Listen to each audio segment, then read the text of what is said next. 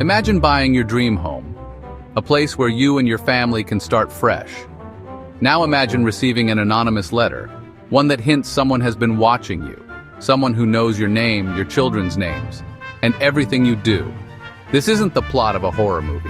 This is a real-life nightmare that happened at 657 Boulevard in Westfield, New Jersey. And the scariest part? No one ever figured out who sent those letters. This is the unsolved mystery of the Watcher House. Westfield, New Jersey is the kind of town you'd see in a postcard. Safe, quiet, and full of beautiful homes. In 2014, Derek and Maria Broaddus were thrilled when they purchased 657 Boulevard, a charming 6-bedroom, $1.3 million home where they plan to raise their 3 kids. But just days after closing the sale, an innocent-looking envelope appeared in their mailbox. At first, they thought it was a welcome letter from a friendly neighbor, but then they read the first lines. Dearest new neighbor at 657 Boulevard, how did you end up here?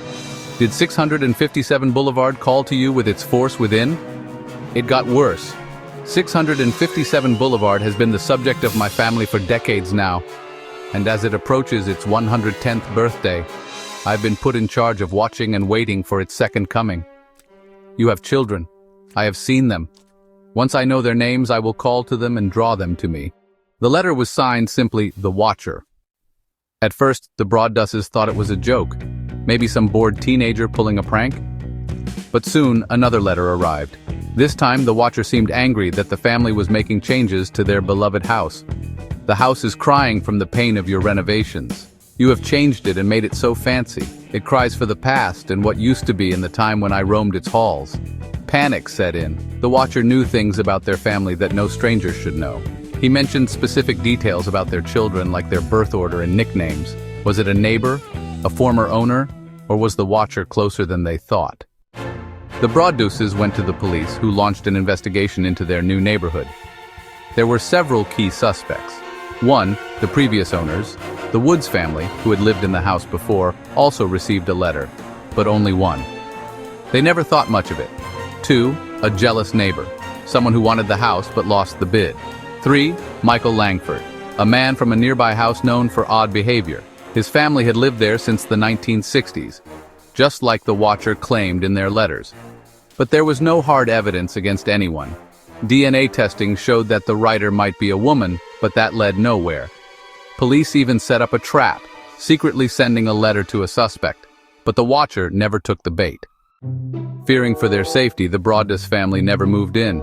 They put the house back on the market, but by then the story had gone public. Would you want to live in a house with a stalker? Eventually, after 5 years, they sold the house in 2019, at a loss. But the new owners have never received another letter. Did the Watcher finally stop, or did they just get exactly what they wanted?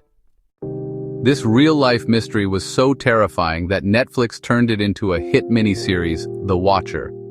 While the show added extra twists and drama, the core of the story remains chillingly real. Now it's your turn. Who do you think the Watcher was? A jealous neighbor, a former resident, or something even darker? Let me know in the comments below. And if you love creepy real-life mysteries, make sure to like, subscribe, and hit the bell so you never miss a new video.